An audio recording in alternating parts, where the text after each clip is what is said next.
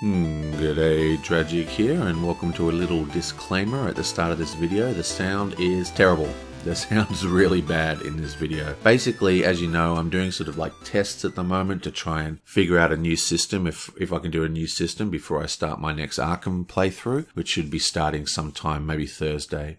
But basically, the problem I ran into now, because I am using my new phone in these tests, is that phones have a thing called automatic gain, where they automatically adjust the volume of wave files and stuff. And it's designed so when you speak into the phone, it's as loud as possible to be transmitted, as a phone call. It's not so great for video because it peaks all the sound and it sounds really rough. Now, I got a cool application for my video camera that actually removes the automatic gain. So that's how I did the last video, which sounded really, really good. But I forgot to turn that option on when I started the recording this time. So this is like full on the loud. It's just so loud. It's so loud. It's picking up every single breath I take. Like, it sounds really, really bad. So with the gain right, it sounds like this. So we're back. We're back, man. Now, oh yeah, pretty bad. So I've done my best to try and fix it. So now it sounds like this. So we're back. We're back, man. Now, yeah, but it's still really bad, and it's still like you can still hear me breathing, and it's just horrible. So just a heads up that the audio is totally screwed in this video. It does get a little bit better towards the end when I realize my mistake and record correctly, but for the most of this video it's pretty bad. Now, try and consider that these whole videos are all about teethings. I wanted to test them out on little videos that I don't really care about, just to get the techniques down. So little teething problems like this is going to happen. Best to happen on something like this than, on my next Arkham playthrough or something. So bear with me as I keep refining these techniques. Another one of the techniques I'm going to refine in this video when I do the edit is that I noticed in my last edit, the micro detail in the capture of the video isn't actually as good as I'd hoped. So there's a limit to how far I can zoom. The reason I could zoom so far in the first video I did was because the footprint of the game was so small that the camera could be physically a lot closer. So with this game, the camera had to be further away to encompass the whole table, which means that I can't zoom in as far. So I had a couple of blurry zooms in the last video. Going to keep an eye on that for this one. So like I said, we're just trying to get my techniques down. And let's get into this one. And if you can sit through the sound. Okay, so we're back. We're back, man. Now, we're still doing the experimental tests with my new techniques. And so there's going to be, between videos, there'll be varying volumes and looks and qualities, because I'm really trying to figure out the best way to do this before I move on to a big playthrough. Now, we've been doing pretty well in this game so far. We've had a couple of problems with these two things here being overrun. This one particularly is nasty. This is a really good one we haven't actually got to use yet. We are in a situation to unhaunt tiles. We've got the blue guy here, so he can unhaunt the tile and exercise this ghost in one go. So there's a lot of stuff we can do. Now we've got to be very careful here because we've already got two haunted locations here and here. If a third place gets haunted, that is the end of the game. So we really need to fix it up. But luckily, the blue guy is actually standing on this location that allows him to unhaunt things. And his ability allows him to activate the tile as well as do an exorcism at the same time. So he'll be able to fix that up.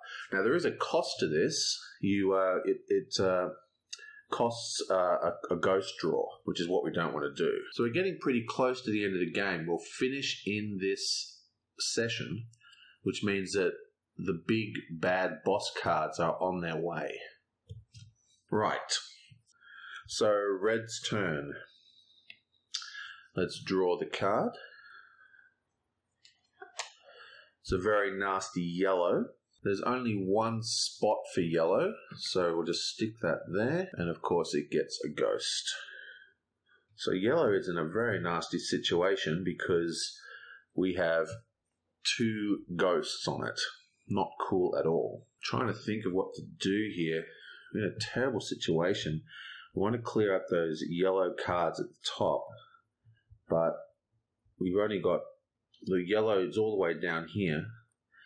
So the only person who's in a position to actually attack these yellows is this bloke, and he's not in a very good position. So, yeah, this isn't good at all. So I think what red's going to do is red's going to move 1 slot to here and use his ability to move yellow into the center, and then he's going to activate this tile and take a Buddha. And that's his turn. Okay, so now it is greens. Yoink. Green has bought a really terrible red card. So this is another 4 cost. It does give us 2 things as a reward. Now there is a Buddha on the red table, but I'm not sure I want to use it to kill this red card, because this red card doesn't have anything detrimental on it. It doesn't lock dice. It doesn't remove abilities. I'm kind of thinking, you know what, this one just takes up a slot. We can deal with this one in time. So I'm going to place this into the center. I've got one hand over here trying to stop my cat from crawling on the board. So that's why I'm doing it all one-handed. So I'm going to place it into the center and save that for a nasty black or something. Now green is going to move down into this corner and roll versus these ghosts. He's got no tokens that help, but he does have an ability that allows him to re-roll 1 of his dice. We're looking for 1 yellow and 2 blues. Yabam! Okay, we get 1 yellow. There is no point in re-rolling anything, because even if we re-roll a blue, it's not going to help us because we need 2 blues. But 1 yellow is all we need to kill this guy here. So, boom. That is 1 ghost we don't have to worry about. Okay, yellow's turn. So for starters, this guy comes up 1. Let's draw a ghost. Yoink. It is, look at that, it's a yellow that locks die.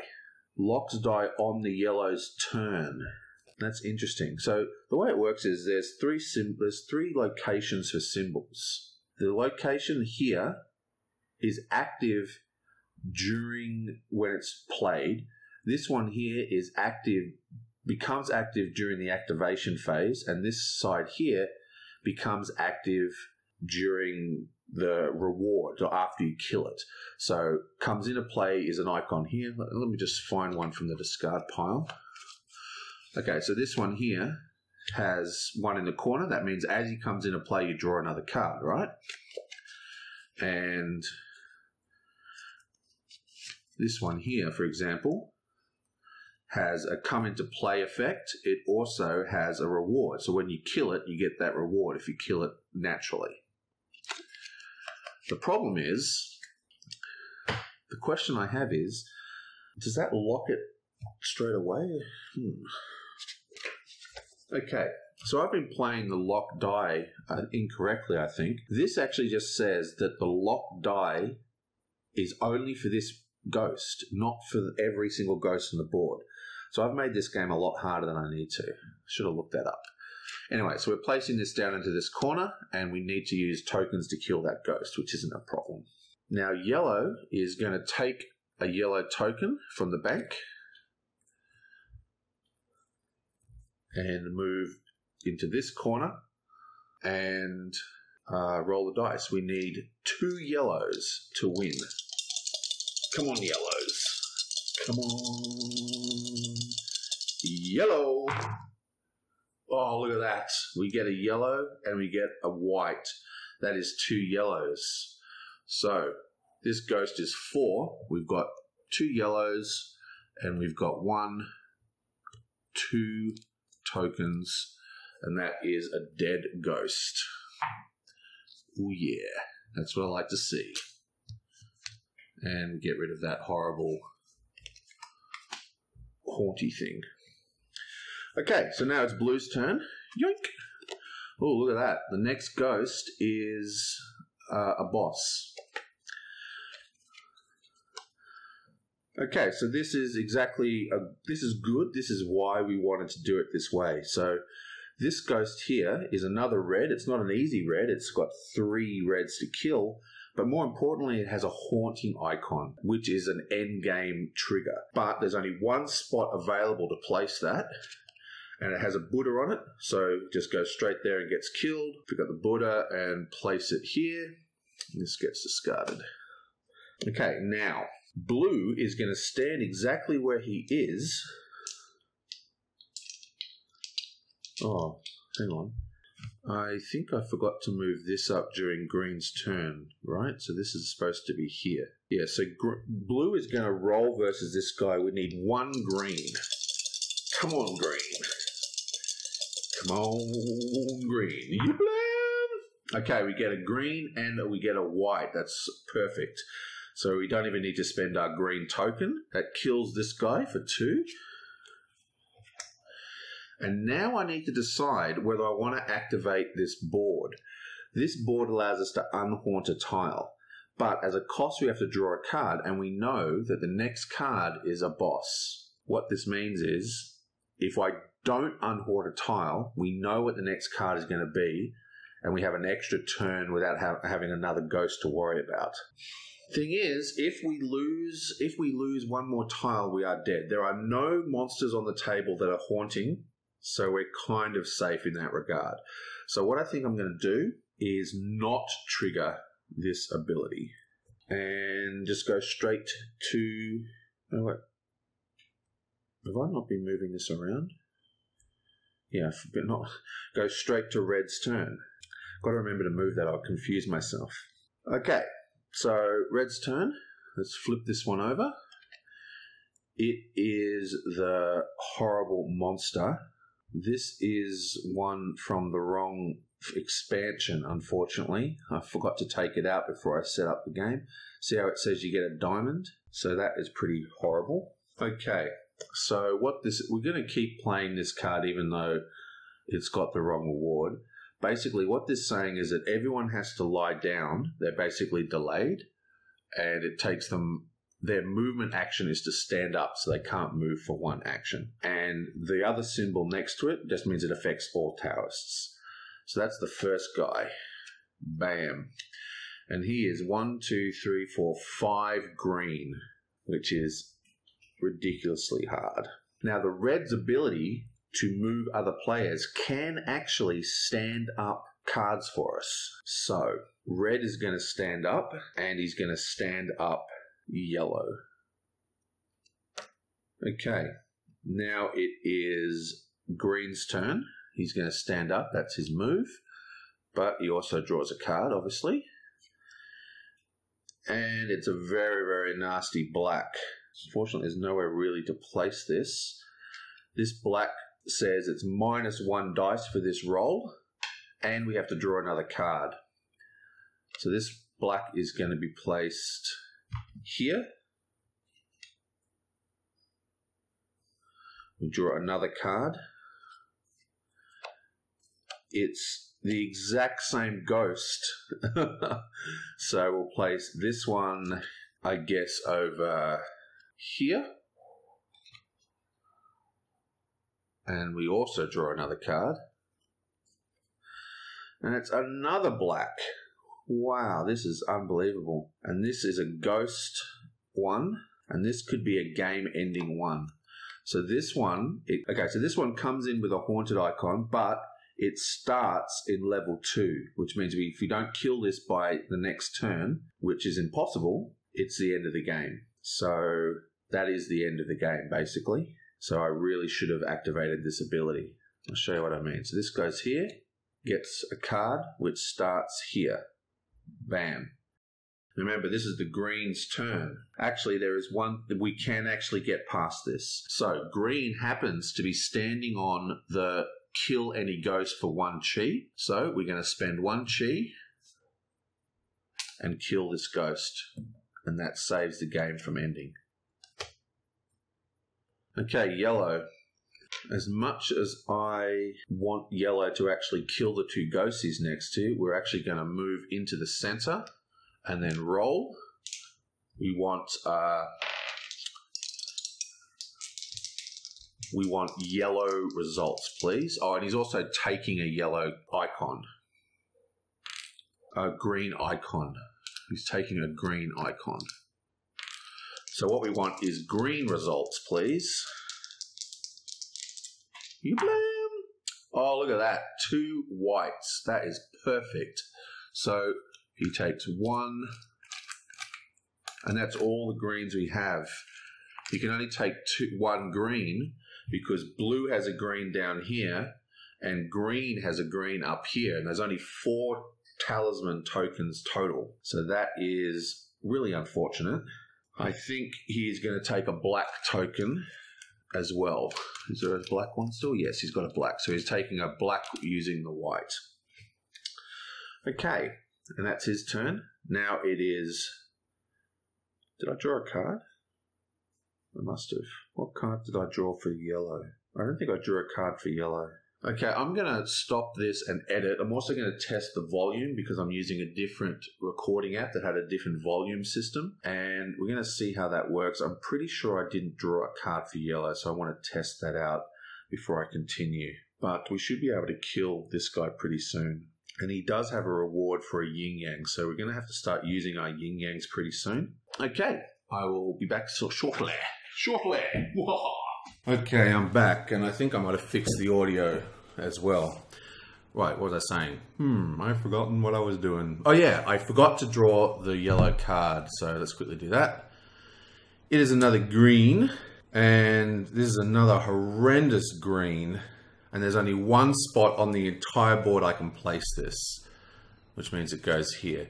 So we're at a horrible situation. All the locations are full, and I mean we're in dire trouble. Okay, I'm actually stopping the video here. There was a bit of an error going on. Like I said, these are test videos. They're sort of just me figuring out how to do all this stuff.